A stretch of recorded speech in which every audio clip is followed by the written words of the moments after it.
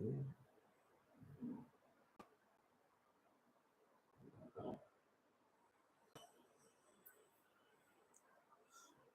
Hello hello दोस्तों, स्वागत आपका इस वीडियो में। हाँ सर, तो आज हम क्या करने वाले हैं बच्चों? आज मैं आपके लिए ना मजेदार चीजें लेके आया। देखिए, मेरा अल्टीमेटली पर्पस है कि आपको एग्जाम से पहले ना एग्जाम के लिए मस्त तैयार कर दिया जाए। तो आज की क्लास का जो ऑब्जेक्टिव है वो ये है कि आपको जो लास्ट अटेम्प्ट, मतलब जो इसके पहले जून अटेम्प्ट हुआ था और मई अटेम्प्ट जिसको बोलते हैं, तो वो मई जून अटेम्प्ट में जितने भी एमसीक्यूज पूछे गए थे, MTP 1, MTP 2, MTP 3, RTP and PYQ, मतलब उस एग्जाम में तो जितने भी एमसीक्यू पूछे गए थे मैंने सारे बंडल अप कर लिए हैं और आज मैं आपके साथ फटाफट डिस्कस कर लूंगा। तो आप सोते जागते खाना वाना खाते हुए जब रात में फ्री हो जाएं उस समय इनको फटाफट देख लीजिएगा ताकि आपको सारे के सारे एमसीक्यू के बारे में क्लैरिटी रहे, है ना? ठीक है, अब बच्चों मैं फटाफट स्टार्ट करता हूं मस्त। इससे हमारे एग्जाम की पॉसिबिलिटी बहुत ज्यादा रहेगी और मैंने यहाँ पे स्टार रेटिंग भी देके रखा है कि मेरे हिसाब से कौन सा कितना ज्यादा इंपॉर्टेंट रहेगा।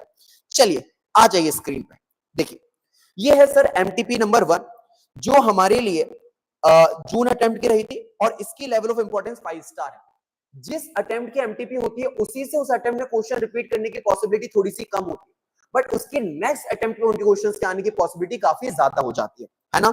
चलिए आ जाइए, सबसे पहले सर पहला सवाल, accounting standards for non corporate entities in India are issued by central government.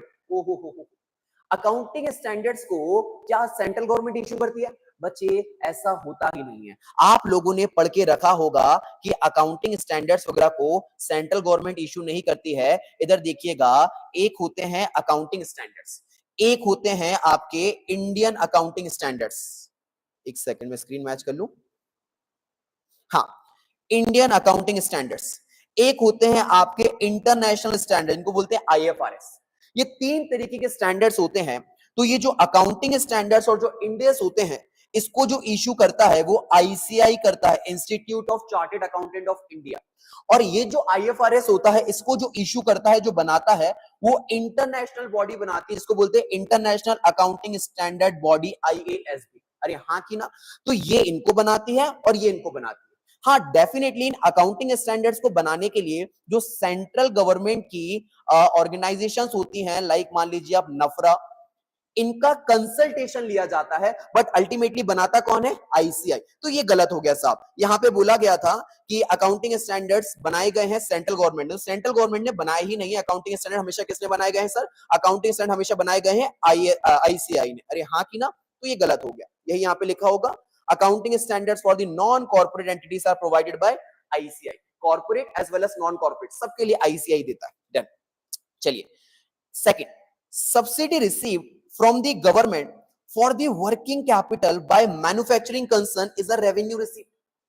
Subsidy received हो रही है गवर्नमेंट से मैन्युफैक्चरिंग कंसर्न के लिए और वर्किंग कैपिटल के लिए। मेरे बच्चों, वर्किंग कैपिटल का मतलब आप समझते हैं? हाँ सर, वर्किंग कैपिटल का मतलब समझते हैं ना? मुझे बताइए वर्किंग कैपिटल का मतलब क्या होता है? वर्किंग कैपिटल का मतलब होता है करंट एसेट्स और करंट लायबिलिटीज। मतलब करंट एसेट में से करंट लायबिलिटी माइनस करता हूं, then I get the answer कि कितना पैसा मेरे बिजनेस में लगा हुआ है। तो बोला गया कि करंट एसेट्स और करंट लायबिलिटी दोनों ही शॉर्ट टर्म के होते हैं एंड वी नो दैट कि अगर आपको बेनिफिट है ना शॉर्ट टर्म का मिल रहा होता है, विद इन 1 ईयर आपको बेनिफिट ड्राइव हो रहा होता है, तो उस रिसिप्ट को हम कैपिटल रिसिप्ट नहीं बोलते, उस रिसिप्ट को हम क्या बोलते हैं? रेवेन्यू रिसिप्ट बोलते हैं। तो यहाँ पे यही बोला गया कि अगर आपको सब्सिडी मिली है फॉर दी वर्किंग कैपिटल तो वो रेवेन्यू रिसिप्ट होगा। अगर आपको सब्सिडी मिली है for the long term projects, for the machineries, तो वो कैपिटल रिसीव्ड हो जाएगा। तो वर्किंग कैपिटल के लिए अगर आपको सब्सिडी मिली है मेरे बच्चों, ये इंपॉर्टेंट वर्ड है, हाँ, वर्किंग कैपिटल। अगर वर्किंग कैपिटल के लिए आपको सब्सिडी मिला हुआ है बच्चे, तो ये क्या हो जाएगा हमारा? Revenue received. तो देखिए ट्रू लिखा गया है, लिखा subsidy received from the government for the working capital by a manufacturing concern is a revenue received. अरे हाँ की ना? डन। चलिए third number, reducing balance method. Reducing balance method का नाम क्या होता है सर? इसको हम सर बोल सकते हैं WDV। अरे हाँ की ना? Written down value method. Perfect. Reducing balance method of depreciation is followed to have a uniform charge for depreciation and repair and maintenance together. क्या बोलना चाह रहा है ये क्या भाषा है? कहा कि WDV से जो भी खर्चा आता है, P&L में चार्ज होता है, वो खर्चा एक जैसा चार्ज होता है इस मेथड से। उन्होंने बोला ऐसा कैसे साहब? इधर आ जाइए, इधर आ जाइए, इधर देखिए, इधर देखिए मेरे बच्चों। अगर मैं बात करूं, मान लीजिए ये एक मशीन है, ठीक है, ये एक प्यारी सी मशीन है। अगर मैंने ये मशीन लिया, मान लीजिए मैंने लिख दिया ऊपर ईयर 1 2 3, ठीक है, मैंने ये मशीन ली साहब 100 रुपए की। अरे हाँ कि ना, पहले साल में बताओ, पहले साल में इस मशीन पे डेप्रिसिएशन मान लेते हैं 10% से लगा डब्ल्यूडीवी मेथड से, तो बताओ कितना हो गया, 10 रुपए। अगले साल इसकी वैल्यू कितनी हो गई, 90 रुपए। अगर डेप्रिसिएशन लगा 10% से, कितना डेप्रिसिएशन लगा, 9 रुपए। अगले साल इसकी वैल्यू कितनी हो गई, 81। अगर डेप्रिसिएशन लगा, कितना लगा साहब, 8.1। इतना डेप्रिसिएशन इस पे लग जाएगा, ठीक है साहब। अच्छा, अब मुझे बताइए, अगर मशीन नई है तो क्या नई मशीन पे रिपेयर का खर्चा आता है? नहीं, रिपेयर आपको पहले साल में मशीन को थोड़ी कराना पड़ता है। आप नया मोबाइल लेते हैं, पहले साल तो अच्छा चलता है, आपके घर में नया एसी आता है, पहले साल तो बढ़िया काम करता है। तो यही होता है, जैसे जैसे इलेक्ट्रॉनिक आइटम्स पुराने होते जाते हैं, वैसे वैसे क्या होते जाता है, उनका मेंटेनेंस का खर्चा बढ़ते जाता है, रिपेयरमेंट का खर्चा बढ़ते जाता है। तो कहा गया कि रिपेयर एंड मेंटेनेंस का जो खर्चा है वो पहले साल में नेग्लिजिबल रहता है। जनरली सेकेंड ईयर में लगभग 1 आध रुपए के आसपास आएगा, लगभग ऐसा मान रहा हूं। अगले साल में लगभग 2 रुपए के आसपास आएगा। तो वो ये कहना चाहते हैं कि टोटल खर्चा जो प्रॉफिट एंड लॉस से चार्ज होता है, टोटल एक्सपेंस जो प्रॉफिट एंड लॉस से हम चार्ज करते हैं, तो देखिए ना, पहले साल चार्ज करा 10, मोटा मोटा दूसरे साल भी कितना चार्ज करा 10, तीसरे साल भी चार्ज करा लगभग 10 के आसपास, 10.1 के आसपास। तो कहने का मतलब ये कि ये जो आपका खर्चा है, जो आप प्रॉफिट एंड लॉस से चार्ज कर रहे हो, ये मोर और लेस एक जैसा ही है। तो उन्होंने बोला कि अगर हम एक्सपेंडिचर मिला देते हैं डेप्रिसिएशन का और रिपेयर एंड मेंटेनेंस का डब्ल्यूडीवी मेथड से, तो मोटा मोटा प्रॉफिट एंड लॉस अकाउंट पर एक जैसा बर्डन ही चार्ज करा जाता है। अब मैं आपको लैंग्वेज रीड कराता हूं, अब हमको बात ज्यादा बेहतर समझ में आएगी। इधर देखिए, देखिए क्या लिखा गया, मैं इसको रफ भी कर देता हूं। चलिए साहब, डन। हाँ, इधर लिखा है साहब, reducing balance method of depreciation is followed to have a uniform charge. Reducing balance method depreciation का फॉलो करा जाता है इसलिए ताकि यूनिफॉर्म मतलब एक जैसा चार्ज करा जा सके for depreciation and repair and maintenance together. Depreciation पे और साथ ही साथ रिपेयर एंड मेंटेनेंस पे साथ साथ। अरे हाँ कि ना, तो रिपेयर एंड मेंटेनेंस और इनको मिला के जो टुगेदर है, इनका जो सम है, वो मोर और लेस एक जैसे ही चार्ज होता है। तो हाँ, सही बात है साहब, बिल्कुल सही बात है। हमने अभी भी प्रूव करा कि हाँ, मोर और लेस क्या होता है, लगभग लगभग उतना ही खर्चा चार्ज करा जाता है एक जैसा। हाँ, तो देखिए यहाँ लिखा है, यहाँ पूरा एक्सप्लेनेशन लिखा है, वेल एक्सप्लेनेशन, मैं पढ़ता हूँ आपके लिए अच्छे से। हाँ, लिखा, in the early periods of useful life of fixed assets, शुरुआती दिनों फिक्स्ड एसेट्स के, the repair and maintenance expense are relatively low. यही बात हमने करी थी। हाँ, द एसेट इज न्यू, क्योंकि एसेट नया है तो खर्चे कम है, ठीक है। Whereas in later period the asset become old, asset पुराना हो गया, and repair and maintenance expenses increasing continuously, वहां पे खर्चे बढ़ गए हमारे, ठीक है साहब। Under WDV method depreciation charge high at initial period. WDV method में क्या होता है, पहले साल डेप्रिसिएशन ज्यादा अमाउंट पे चार्ज होता है, अगले साल डेप्रिसिएशन कम अमाउंट पे चार्ज होता है, फिर अगले साल डेप्रिसिएशन और कम अमाउंट पे चार्ज होता है। तो रिटर्न डाउन वैल्यू ना, हर साल वैल्यू रिटर्न डाउन होती जाती है और डेप्रिसिएशन कम कम चार्ज होते जाता है। तो यही लिखा गया कि depreciation charge high in initial period और फिर बाद में क्या होता जाता है, रिड्यूस कंटिन्यूअसली इन लेटर पीरियड। डन। तो 10 इसलिए बोला कि यहां से डेप्रिसिएशन का चार्ज क्या होता जा रहा है, कम होते जा रहा है, और यहां से रिपेयर मेंटेनेंस का चार्ज क्या होता रहा है, बढ़ते जा रहा है। तो कहने का मतलब मोर और लेस क्या हो रहा है, दोनों के चार्जेस को अगर टोटल कर दो तो एक जैसा चार्ज ही प्रॉफिट लॉस से चार्ज करा जा रहा है। तो यही लिखा है कि depreciation repair maintenance expenses become more और less uniform throughout the useful life of asset. अरे हाँ कि ना साहब, सर इतना टेक्निकल लैंग्वेज लिखना पड़ेगा क्या? अरे इतना टेक्निकल लिखने का जरूरत नहीं है, थोड़ा सा अच्छा लिख दोगे काम हो जाएगा। चलो आज इसके बाद अगला पॉइंट, ठीक है। Discount at the time of retirement of bill is gain for the ड्रॉई। ओहो बच्चे, ड्रॉअर कौन होता है? सर एक ड्रॉअर हो गया, एक ड्रॉई हो गया। ड्रॉअर बिल बनाता है, ड्रॉई बिल एक्सेप्ट करता है, ठीक है। तो मान लीजिए कि मैंने जाके कहीं से सामान खरीदा, तो अगर मैंने जाके कहीं से सामान खरीदा और मैंने बोला कि sir I will make the payment after period of 3 months, 3 महीने के बाद आपको पैसा दे दूंगा, डन। अब मैंने साहब सामने वाले को कागज पे लिख के दे दिया, मैं ड्रॉई बन गया, मैंने एक्सेप्ट कर लिया, डन। अब बच्चे मेरे पास पैसा कहीं से आ गया, अगर मैं 1 महीने के बाद ही जाके उसको पेमेंट कर दूंगा, तो बताओ मुझे क्या मेरे को कोई फायदा मिलेगा? डेफिनेटली मिलेगा बच्चे। 2 महीने जो मैंने पहले पेमेंट करा है, उस पीरियड का मुझे डिस्काउंट का बेनिफिट मिल जाएगा, उस पीरियड का अमाउंट का डिस्काउंट मुझे मिल जाएगा। अरे हाँ कि ना, डन। तो डेफिनेटली ये क्या होगा, गेन होगा, ठीक है। तो बोला गया क्या क्या गेन है ड्रॉई के लिए? हाँ, तो डिस्काउंट को अगर आप रिटायर करवा लेते हो, रिटायरमेंट का मतलब बिफोर द टाइम पेमेंट करना। तो अगर आप रिटायरमेंट करा लेते हो बिल का तो आपको फिर साहब क्या हो जाता है, गेन हो जाता है। तो discount at the time of retirement मतलब बिफोर द ड्यू डेट आपने पेमेंट कर दिया of the bill is gain for the drawee and loss for the drawer. ठीक है। Business of partnership comes to an end of the partners. नहीं नहीं नहीं नहीं, लिखा है क्या पार्टनरशिप का बिजनेस खत्म हो जाता है जब पार्टनर खत्म होता है? नहीं यार, आपने देखा है it can be a ground, but जरूरी नहीं है साहब की बिजनेस खत्म हो जाए किसी पार्टनर के जाने से। आप लोगों ने पूरी 12th में चैप्टर पढ़ा डेथ ऑफ पार्टनर, आपने पूरे के पूरे सी फाउंडेशन में चैप्टर पढ़ा डेथ ऑफ पार्टनर। वहां पे पार्टनर की डेथ होती है तो क्या हम बिजनेस खत्म कर देते हैं? नहीं सर, उसके लीगल रिप्रेजेंटेटिव को अपन पैसा देते हैं और बाकी के पार्टनर्स बिजनेस को कंटिन्यू करते हैं। तो it can be a ground but it is not the necessary कि कोई पार्टनर जाए और बिजनेस खत्म हो जाए। बाकी पार्टनर चाहे तो बिजनेस को चला सकते हैं। तो देखिए यहां लिखा है फॉल्स। ठीक है, सर्वाइविंग पार्टनर मतलब remaining partner may continue to carry on the business in case of partnership.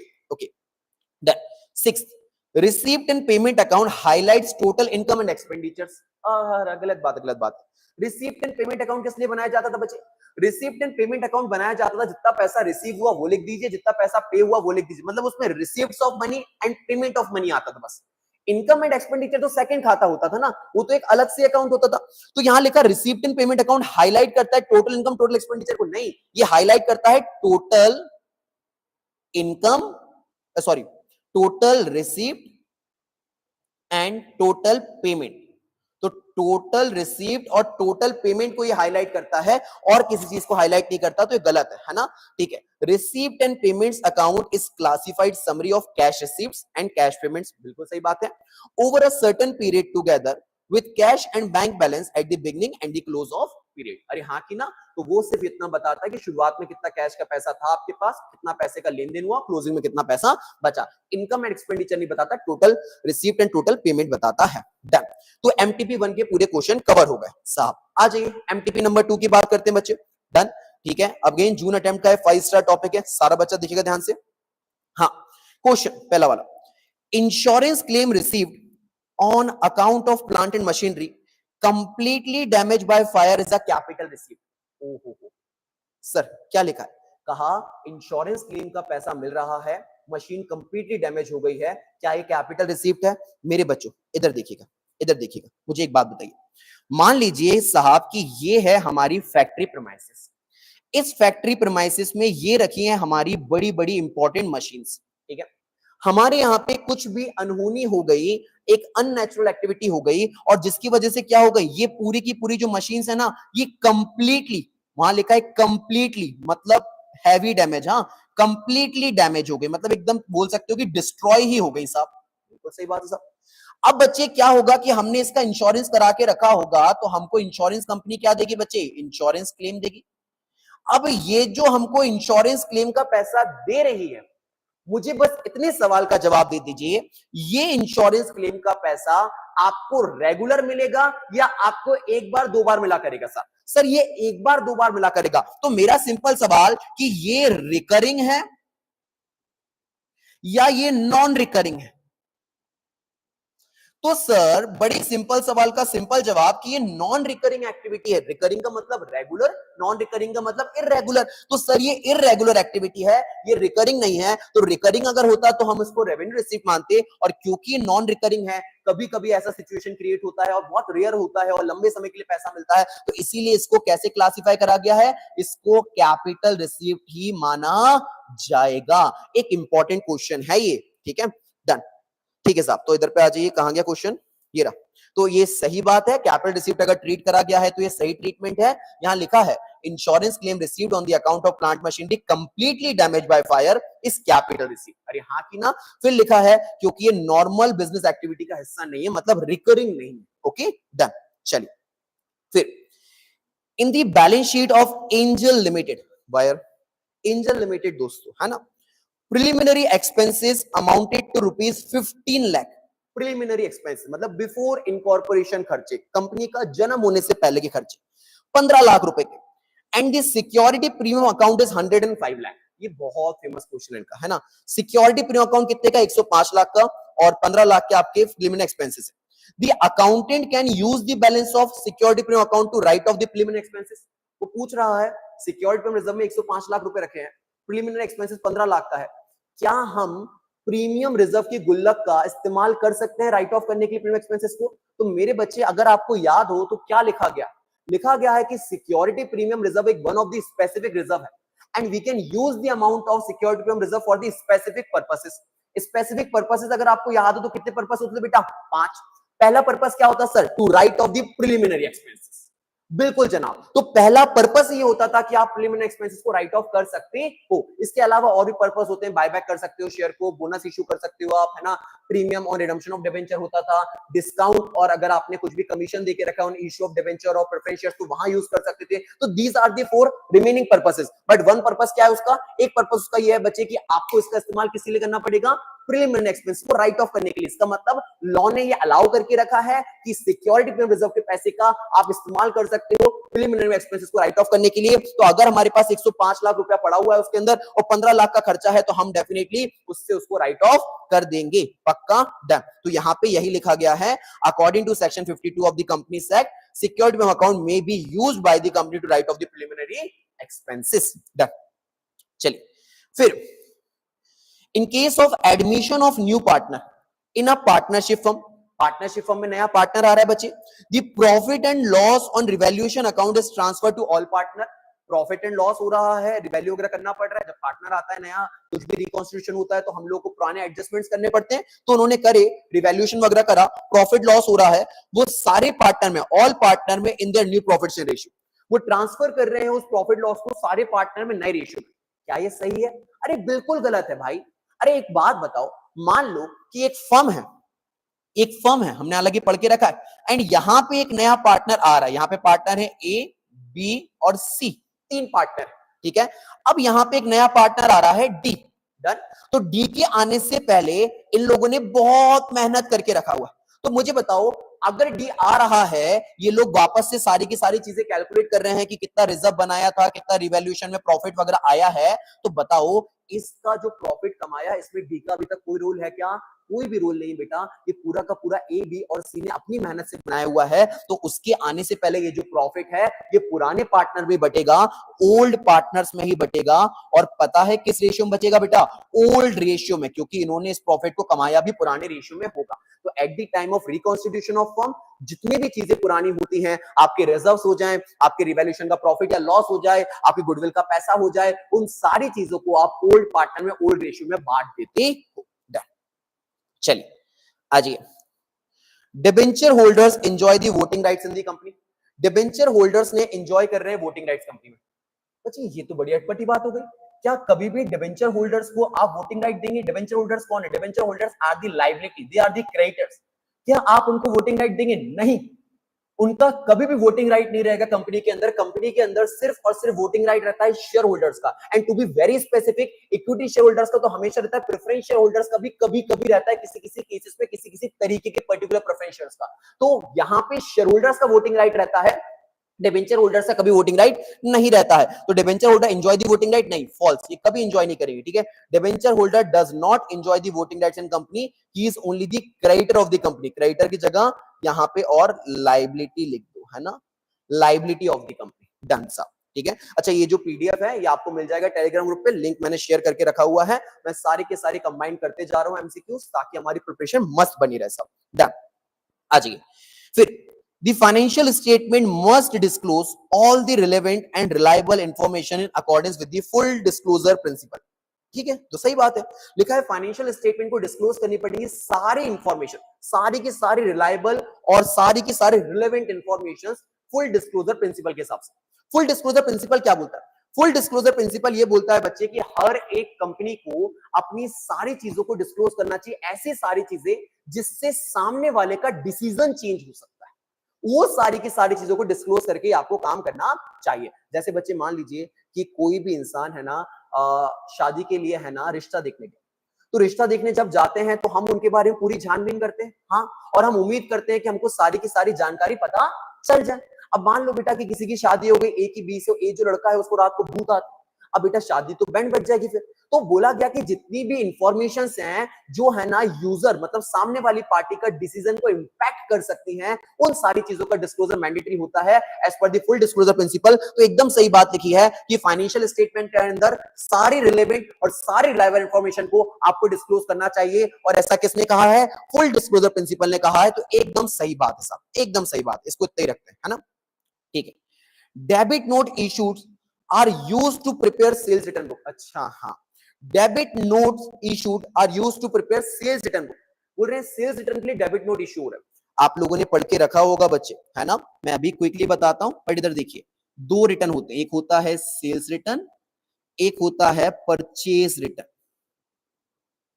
ये मैंने लिख दिया, ठीक है। डेबिट नोट हमेशा जो होता है वो परचेज रिटर्न के लिए यूज करा जाता है। किसके लिए यूज करा जाता है बेटा? परचेज रिटर्न के लिए।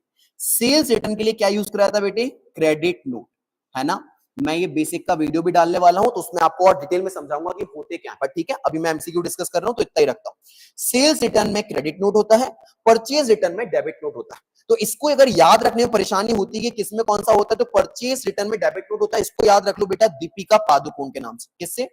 दीपिका पादुकोण, है ना? तो डीपी मतलब debit note for the purchase return, और दूसरा वाला जो है ऊपर वाला सेल्स रिटर्न में क्रेडिट नोट होता है। तो इसको याद रख लो बेटा सचिन के नाम से। किसके नाम से बेटा? सचिन, सचिन, सचिन, सचिन, हाँ एग्जैक्टली। तो यहाँ पे ये जो सेल्स रिटर्न है ना, तो सेल्स रिटर्न के अंदर क्रेडिट नोट होता है, ठीक है। इस बात को आपको याद ध्यान रखना पड़ेगा, ठीक है। डन, ऐसा क्वेश्चन बन सकता है। डन, एमटीपी 2 भी कवर हो गया। एमटीपी 3 के अंदर आता हूं मैं फटाफट, ठीक है। इधर देखेंगे again, subsidy received from the government for working capital by the manufacturing concern is a revenue received। अभी जस्ट डिस्कस करा, एमटीपी 1 एमटीपी 3 में ही रिपीटेड क्वेश्चंस आ गए। तो हाँ, मतलब नंबर ऑफ क्वेश्चन का बड़े लिमिटेड होते हैं, तो ऐसा बहुत देखा जाता है। तो इसलिए तो मैं बोल रहा हूँ कि आपके एग्जाम में भी रिपीटेड क्वेश्चंस आने की पॉसिबिलिटी बहुत बढ़ जाती है। तो बहुत पॉसिबल है कि इसी में से क्वेश्चंस आपके एग्जाम में आ जाए साहब, 2-3 आपको ट्रू फॉल्स मिल जाए, है ना? जो मैं सीरीज आपको चला रहा हूँ इनमें से, ठीक है, ठीक है। Subsidy receive from the government for the working capital, हाँ ये वाला तो डिस्कस हो गया ऑलरेडी, ठीक है साहब। ये रेवेन्यू रिसीव्ड होता है, ठीक है साहब। फिर if the effect of error commitment cancel out, the error will be called compensating error and trial balance will disagree. ओ, इधर देखिए सारा बच्चा क्या लिखा है? If the effect of error मतलब कुछ गलतियां हो गई हैं, बट उन गलतियों का जो इंपैक्ट आया है बुक्स में वो कैंसिल आउट हो गया। मतलब क्या हो गया कि जितने अमाउंट की डेबिट साइड गलती है उतनी अमाउंट की क्रेडिट साइड गलती होगी। फॉर एग्जांपल 200 रुपए का डेबिट साइड में बैलेंस गलत चढ़ा, तो 200 का क्रेडिट साइड पे भी नहीं चढ़ा, दोनों जगह पे बैलेंस नहीं चढ़ा, तो 200 का ना डेबिट चढ़ा ना क्रेडिट चढ़ा। तो ये कंपनसेटिंग एरर्स होते हैं कि ऑटोमेटिकली क्या होगा, एरर्स बचे कंपनसेट हो गए। तो कंपनसेटिंग एरर है, बिल्कुल सही बात लिखा है कि कहां गया, रफ कर दो थोड़ा सा, मैंने ज्यादा चला दिया मार्कर। हाँ, तो यहां if the effect of error committed cancel out, ठीक है, जो भी एरर हुआ उसका इफेक्ट क्या हुआ, कैंसिल आउट हो गया, आपस में कैंसिल हो गया, ठीक है। The error will be called compensating error, उस एरर को क्या बोल देंगे, कंपनसेटिंग एरर। एकदम सही बात है सब। And the trial balance will disagree, नहीं नहीं नहीं नहीं, इस केस में ट्रायल बैलेंस डिसएग्री नहीं होगा बेटा, ट्रायल बैलेंस मिसमैच नहीं करेगा। क्यों? कंपनसेटिंग एरर का मतलब होता है जितने से डेबिट उतने से ही क्रेडिट, तो दोनों तरफ पे बराबर गलती हुई है। तो इस केस में क्या होगा, जो ट्रायल बैलेंस करेगा वो एग्री करेगा। सब चीजें सही है, बस ट्रायल बैलेंस क्या करना चाहिए, एग्री करना चाहिए। तो ये फॉल्स हो गया, अरे हाँ की ना। Again the financial statement must disclose all the relevant level information। अभी जस्ट मैंने बताया था फुल डिस्क्लोजर प्रिंसिपल वाला question, same question again repeat कर दिया उन्होंने, ठीक है साहब। मैं कह रहा हूं रिपीटेड होते हैं, ठीक है। फिर limited liability partnership is govern by Indian partnership act 1932। बच्चे आप लॉ वाले बच्चे हो, आप तो इसको बहुत अच्छे से जानते हो। पार्टनरशिप के लिए एक्ट बना है Indian partnership act 1932। LLP limited liability partnership ये नया कॉन्सेप्ट है, इसके लिए एक अपना सेपरेट एक्ट है। सेपरेट एक्ट का नाम क्या है बेटा, कौन सी ईयर का है, 2008। तो ये 2008 वाला एक्ट है, वो इस पे एप्लीकेबल होता है, इस पे इंडियन पार्टनरशिप एक्ट नहीं लगता है, तो गलत स्टेटमेंट है। Done done. फिर nominal accounts are kept under single entry system. बच्चे आप वीडियोस देख रहे हो, सिंगल एंट्री के पढ़ा भी रहा था मैं अभी। तो सिंगल एंट्री सिस्टम के अंदर बोल रहे हैं नॉमिनल अकाउंट्स को जनरली बनाया जाता है।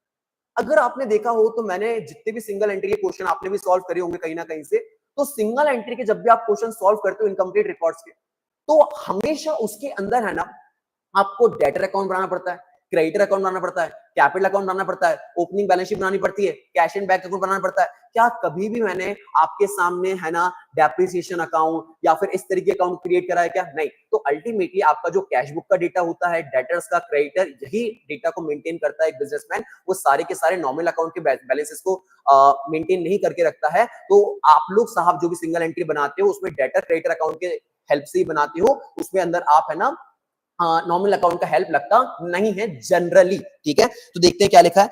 Nominal accounts are kept under the single entry system, तो ये फॉल्स होगा, पक्की बात है। ठीक है, under the single entry system of book keeping generally cash book, personal account of creditor and debtors are maintain, है ना। Personal account of creditor and debtors are maintain, उनके मेंटेन करते हैं, and no other ledgers are maintain. Generally ऐसा होता है कि कोई और लेजर मेंटेन नहीं करे जाते हैं, है ना, बाकी बुक्स मेंटेन नहीं करी जाती। डन। फिर आ जाते हैं अ पर्सन होल्डिंग, एक सेकेंड ना, a person holding preference shares of a company cannot hold the equity share of the same company। ऐसा क्यों? गलत बात है। एक इंसान कुछ भी होल्ड कर सकता है, वो आपका प्रेफरेंस शेयर भी होल्ड कर सकता है, वो आपका इक्विटी शेयर भी होल्ड कर सकता है, वो आपका डिबेंचर होल्डर भी बन सकता है, कुछ भी बन सकता है। इसको लेके कोई रेस्ट्रिक्शन है नहीं लॉ के अंदर। तो a single person can be anything sir, वो सारी तरीके से आप इन्वेस्टमेंट कर सकता है। तो एक ही इंसान चाहे तो प्रेफरेंस शेयर होल्डर बन सकता है, प्लस वो इक्विटी शेयर होल्डर भी बन सकता है, वो दोनों तरीके के शेयर्स को होल्ड कर सकता है। तो person holding preference share holder of the company can not hold the equity share, गलत स्टेटमेंट है। He can hold equity as well as preference share, दोनों को होल्ड कर सकता है। डन। यहां तक खत्म हुई हमारी तीनों एमटीपीस। अब हम आते हैं साहब आगे की बात करते हैं आरटीपी की। फटाफट जल्दी जल्दी करा रहा हूं। अगेन इसका भी लेवल ऑफ इंपॉर्टेंस 5 स्टार है। डन। चलिए आ जाइए। अब देखिए साहब अच्छे से, बड़ा सवाल है। हाँ, लिखा गया a concern proposes to discontinue its business. एक बिजनेस फर्म है, वो प्रपोज कर रही है कि मैं अपना धंधा बंद करना चाहती हूं फ्रॉम दिसंबर 2023। ठीक है साहब, and decide to dispose of all its plant within a period of 3 months। और उन्होंने तय कर लिया है कि धंधा बंद करेंगे, 3 महीने के अंदर सारा एसेट बेच देंगे बेटे। सही बात है।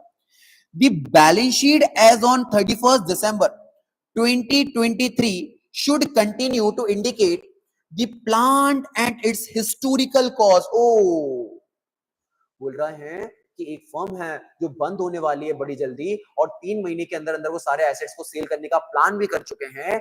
और बोला गया कि पर जो बैलेंस शीट बनाई गई है वो ऐसे बनाई गई है कि वो कंटिन्यू इंडिकेट कर रही है प्लांट्स को हिस्टोरिकल कॉस्ट। मेरे बच्चे यहां पे एक प्रिंसिपल है, आप लोगों ने शायद पढ़ा होगा। इधर देखिए, इधर देखते, इधर देखिए क्या होता है। एक कॉन्सेप्ट होता है, and the name of wonderful concept is going concern. Going concern क्या बोलता है कि अगर ये बिजनेस मानता है कि भाई साहब मैं चलता रहूंगा, तो वो क्या करेगा, अपनी सारी की सारी चीजों को है ना हिस्टोरिकल कॉस्ट पे रिकॉर्ड करता है।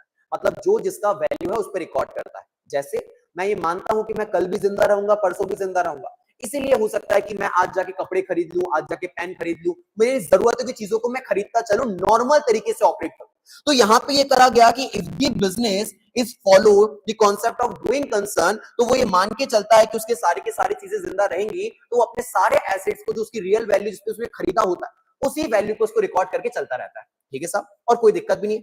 पर अगर किसी बिजनेस ने डिसाइड कर लिया कि हम डिस्पोज ऑफ होना चाहते हैं, हम वाइंड अप होना चाहते हैं, अल्टीमेटली हम बंद होना चाहते हैं, तो अगर कोई बिजनेस ये तय कर चुका है कि बंद होना चाहता है, मतलब वो मरना चाहता है बच्चे, तो फिर उसके जो सारे के सारे एसेट्स और लायबिलिटीज हैं जो हिस्टोरिकल कॉस्ट पे थे, वो उस पे रिकॉर्ड ना करते हुए उसको पता है किस पे रिकॉर्ड करना पड़ेगा, उसको रिकॉर्ड करना पड़ेगा मेरे बच्चे रियलाइजेबल वैल्यू।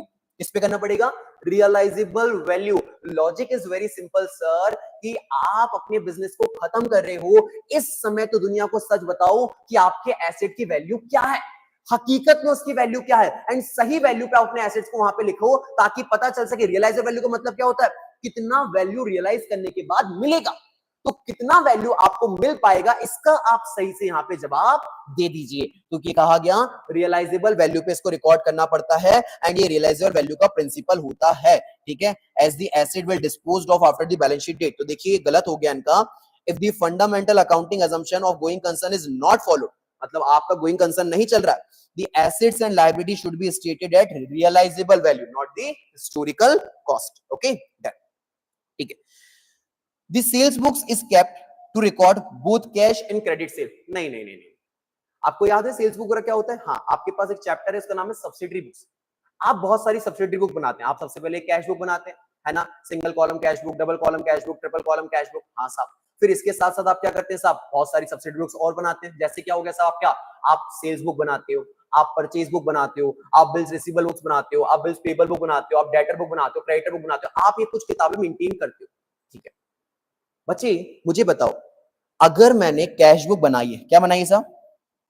कैश बुक, और साथ ही साथ यहां पे मैंने सेल्स बुक बनाई। पर्पस क्या है? कि मैं ट्रांजेक्शन नोट कर सकूं। तो कैश बुक में सारे कैश ट्रांजेक्शन आ जाते हैं। तो जितने भी बच्चे कैश सेल है, कैश परचेज है, वो तो ऑलरेडी किस बुक में आ चुकी है? कैश बुक में। तो उसको वापस से रिकॉर्ड करने का क्या फायदा? तो ये जो सेल्स बुक बनती है और ये जो परचेज बुक बनती है, इसके अंदर कभी भी हम कैश की सेल्स और कैश की परचेज को रिकॉर्ड नहीं करते। इसके अंदर हमेशा हम क्रेडिट सेल और क्रेडिट परचेज को रिकॉर्ड करते हैं। अरे हाँ कि ना? डन। तो यहां लिखा गया है कि सेल्स बुक के अंदर दोनों लिखा है, कैश और क्रेडिट सेल दोनों रिकॉर्ड कर जाती है। नहीं साहब, सेल्स बुक के अंदर सिर्फ और सिर्फ कौन सी सेल रिकॉर्ड करी जाती है? क्रेडिट सेल रिकॉर्ड करी जाती हैं। बिल्कुल सही साहब। चलो, bank reconciliation statement is prepare to arrive at the bank balance. नहीं नहीं नहीं नहीं नहीं, कह रहे हैं बैंक रिकंसिलिएशन स्टेटमेंट हम इसलिए बनाते हैं ताकि हम बैंक बैलेंस तक पहुंच सके। अरे भाई साहब, बैंक बैलेंस तक आप पहुंचना आपके लिए इंपॉर्टेंट नहीं है।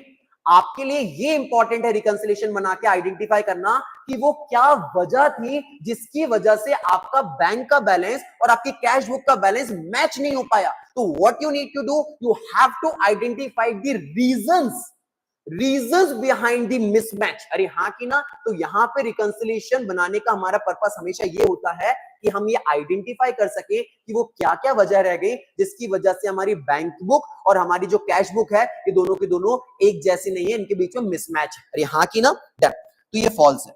Bank reconciliation statement is prepare to reconcile and explain the causes of difference. अरे हाँ कि ना? वो रीजंस ऑफ डिफरेंसेस को बताने के लिए बनाई जाती है। पक्की बात है? डन।